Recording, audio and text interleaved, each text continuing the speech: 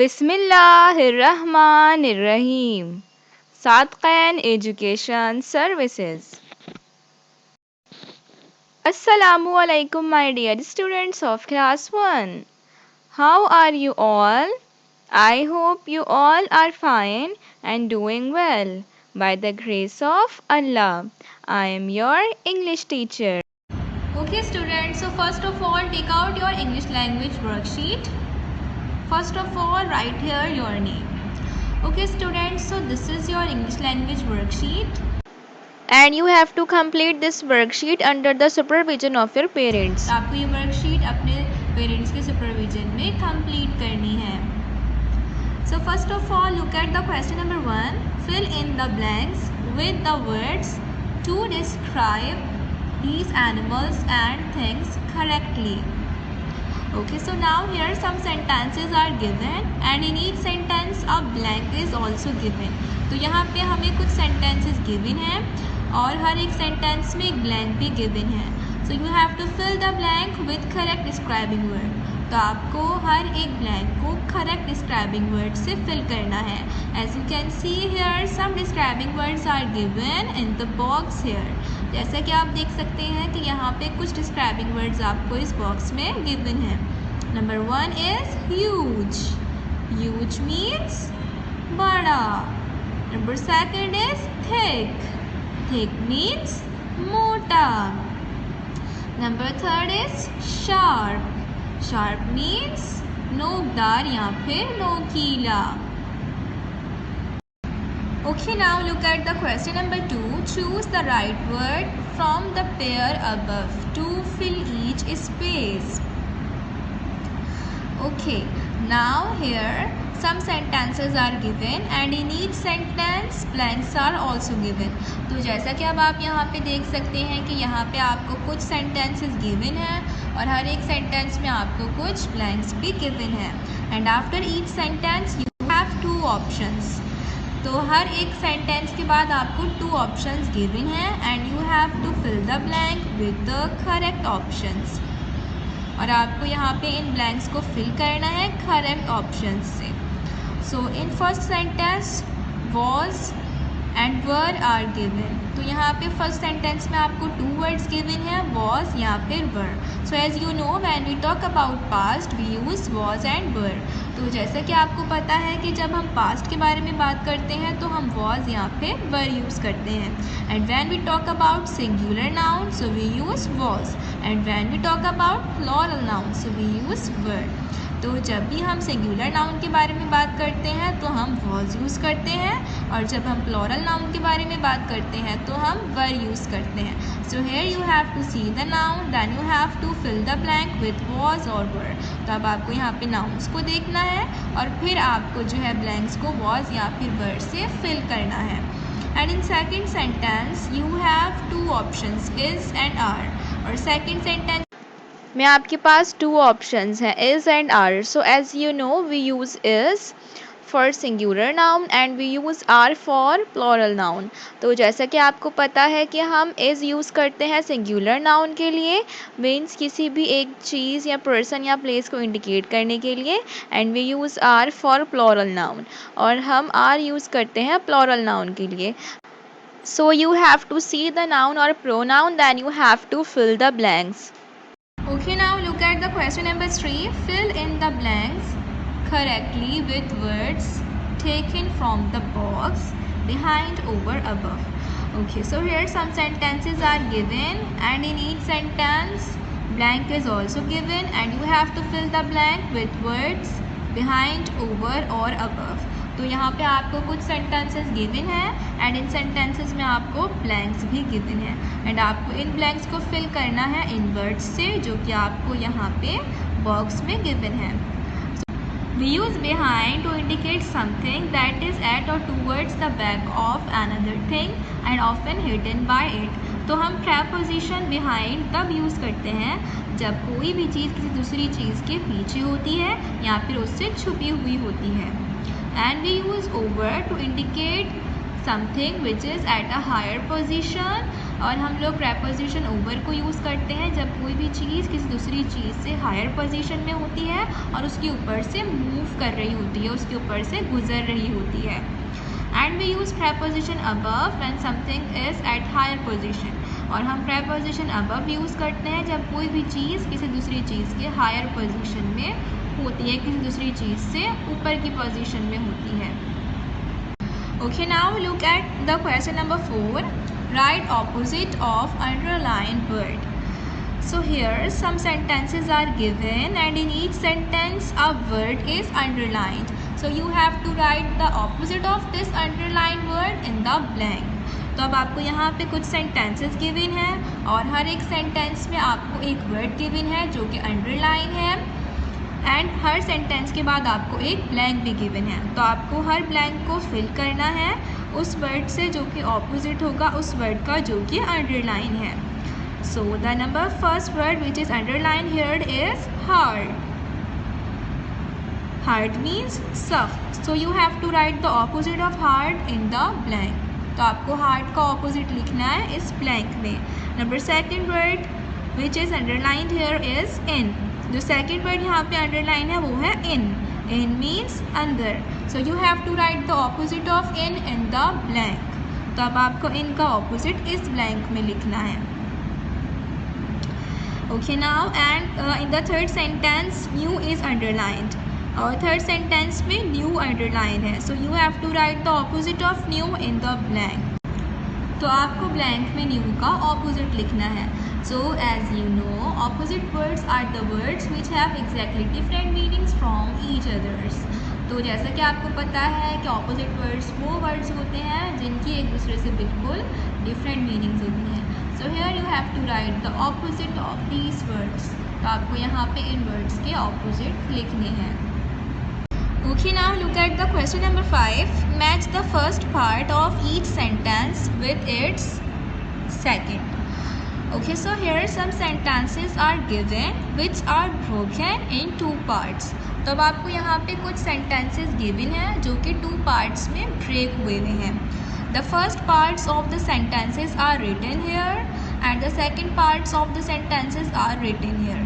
जो first part है sentences के वो यहाँ पे लिखे हुए हैं और जो सेकंड पार्ट्स है सेंटेंसेस के वो यहाँ पे लिखे हुए हैं। So you have to match the first part of the sentence with its correct second part.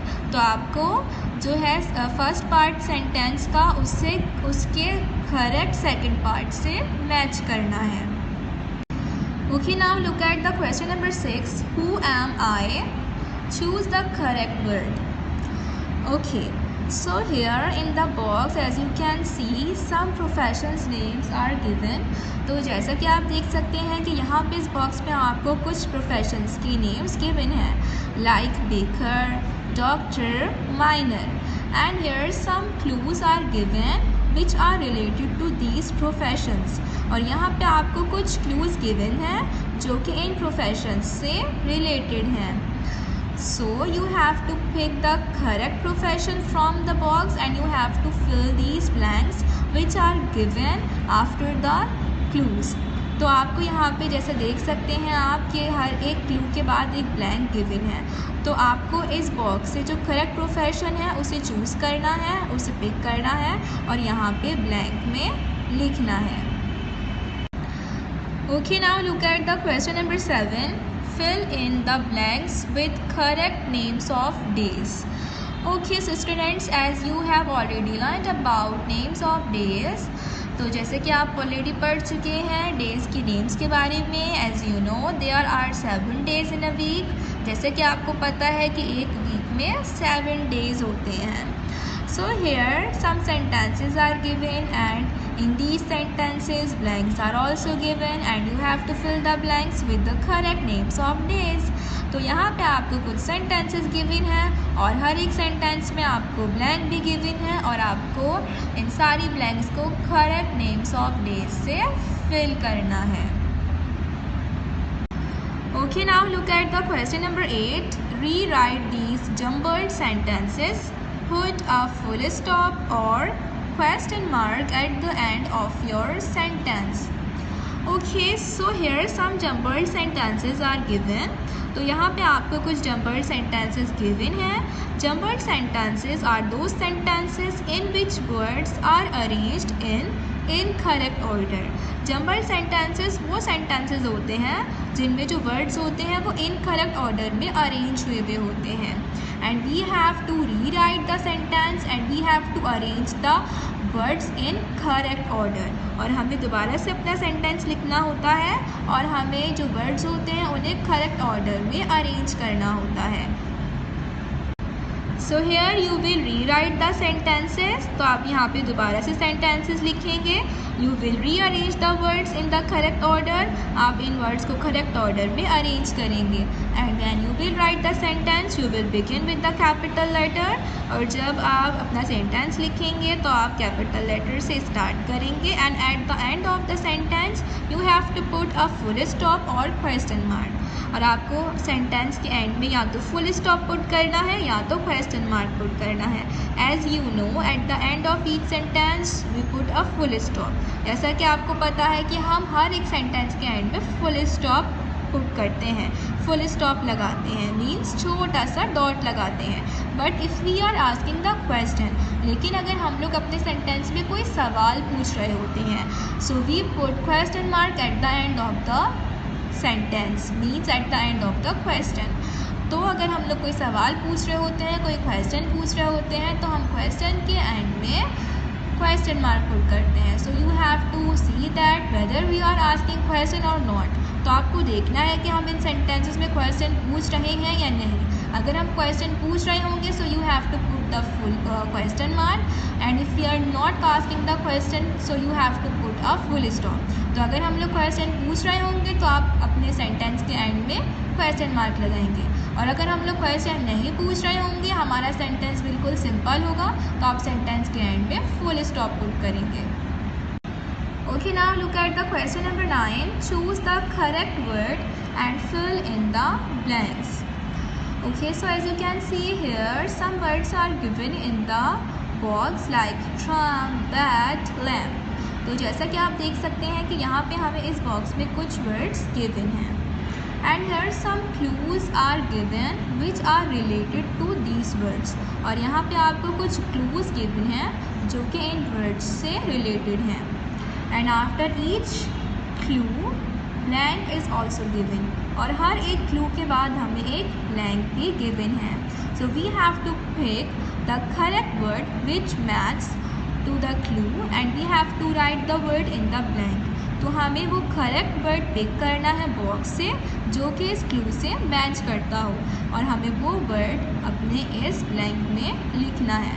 And in this way you have to fill all these blanks. और इस तरह से आपको इन सारी ब्लैंक्स को फिल करना है। Now look at the question number 10. Arrange the following groups of word in alphabetical order. Okay, so now here some words are given and you have to arrange these words in alphabetical order.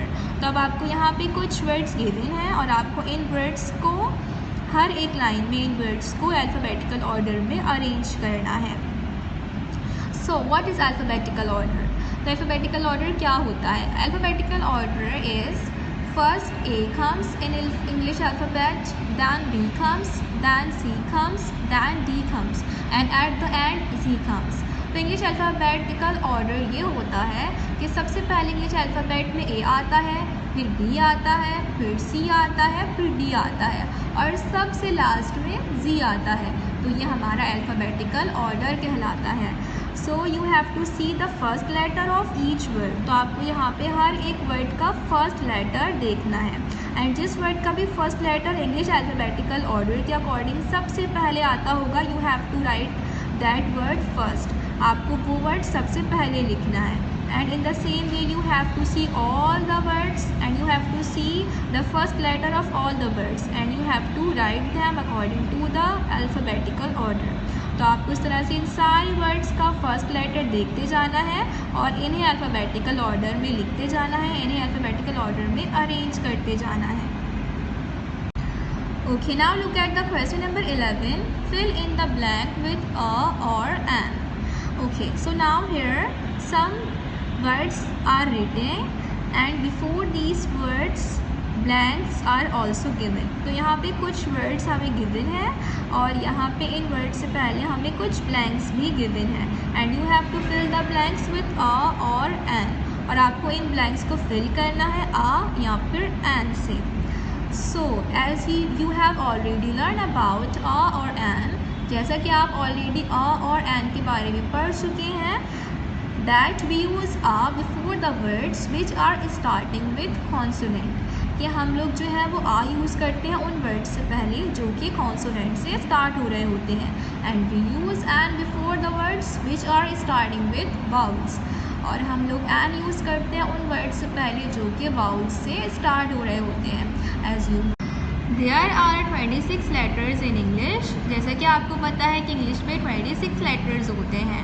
Out of which 5 are vowels, जिनमें से जो 5 होते हैं वो vowels होते हैं, like A, E, I, O, U, and all the rest of the letters are called consonants. और इनके अलावा जितने भी letters होते हैं इंग्लिश में वो सब consonants कहलाते हैं. Okay, now look at the question number 12. Write the following sentences properly. Start each sentence with a capital letter and end with full stop. Okay, so as you can see here, some sentences are given which are not written properly. तो जैसा कि आप देख सकते हैं कि यहाँ पे हमें कुछ sentences given हैं जो कि properly नहीं लिखे हुए. Means these sentences are not starting with capital letter and not ending with full stop.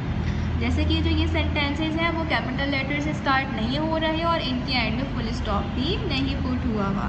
So you have to rewrite these sentences and you have to write these sentences properly. तो आपको इन sentences को दोबारा से लिखना है properly. You have to write these sentences, and when you will rewrite these sentences you will begin with the capital letter and at the end of the sentences you will put full stop.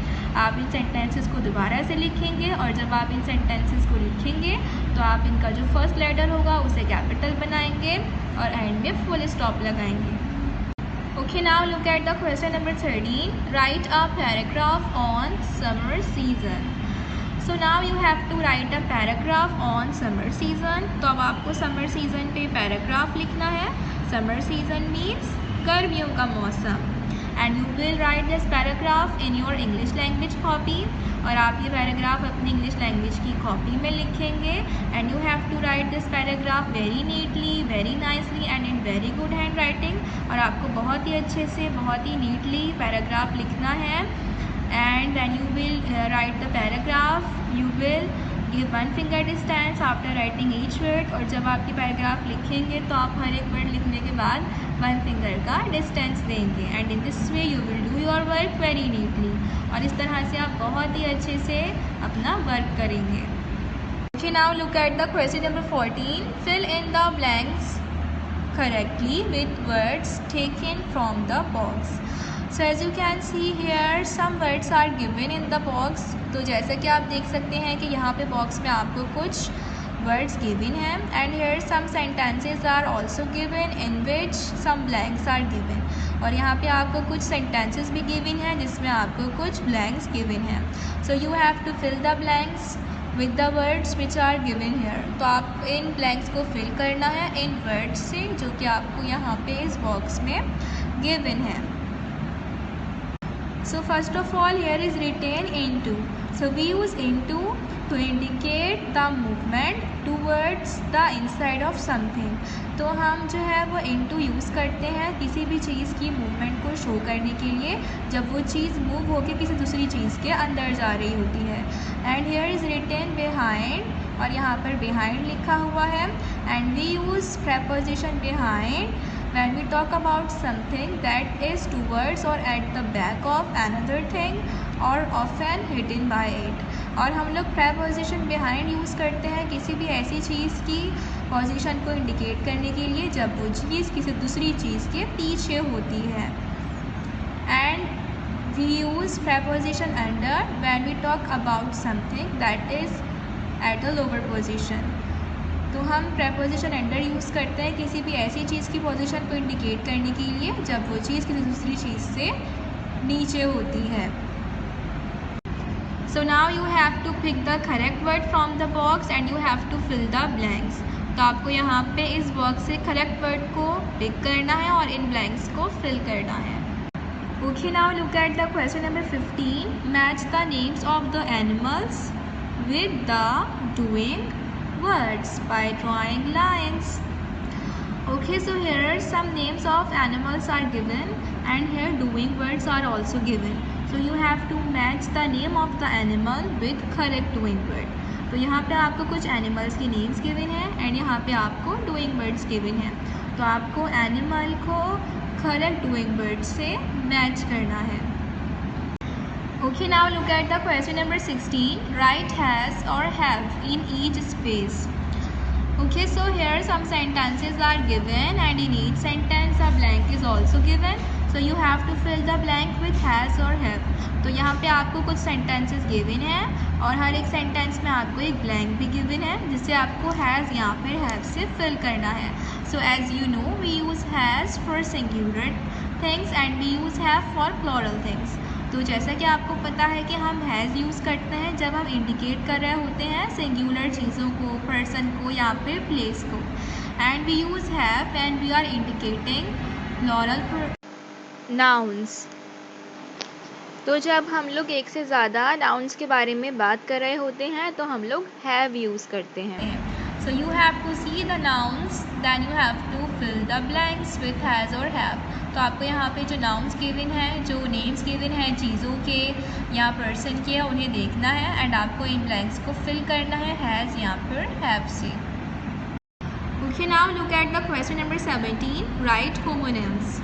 So here some words are given and here some blanks are given. तो यहाँ पे आपको कुछ words given हैं और यहाँ पे कुछ ब्लैंक्स गिवन हैं and you have to fill these blanks with homonyms of these words. और आपको इन ब्लैंक्स को फिल करना है इन वर्ड्स के होमोनिम्स से। So some words pronounced in the same or almost the same way but have different meanings. तो कुछ words ऐसे होते हैं कि जब हम उन्हें प्रोनाउंस करें मीन्स जब हम उन्हें बोलें तो उनकी साउंड बिल्कुल सेम होती है लेकिन उनकी मीनिंग्स डिफरेंट होती हैं। So these words are called homonyms. तो ये वर्ड्स होमोनिम्स कहलाते हैं। Okay, now look at the question number 18. Translate the following into English. So here some sentences are given which are in Urdu and you have to translate these sentences in English. तो यहाँ पे आपको कुछ sentences given हैं जो कि उर्दू में हैं और आपको इन sentences को इंग्लिश में translate करना है and you have to write the sentences here और आपको इन sentences को यहाँ पे लिखना है and when you will write the sentences you will begin with the capital letter and at the end you will put a full stop। और जब आप इन sentences को translate करके यहाँ पे लिखेंगे तो आप capital letter से start करेंगे और end में full stop put करेंगे। So this is your worksheet and you have to complete this worksheet under the supervision of your parents। तो ये आपकी वर्कशीट है और आपको इस वर्कशीट को अपने पेरेंट्स के सुपरविजन में कंप्लीट करना है। Okay students, so you have to complete this worksheet till coming Tuesday. तो स्टूडेंट्स आप लोगों को अपनी ये वर्कशीट कमिंग ट्यूसडे तक कंप्लीट करनी है। And you have to do your work very neatly, very nicely and in very good handwriting. तो आपको अपना वर्क बहुत ही अच्छे से करना है और बहुत ही अच्छी हैंड राइटिंग में करना है। So take care of yourself, my students. Stay at home, stay safe and keep healthy. Allah Hafiz.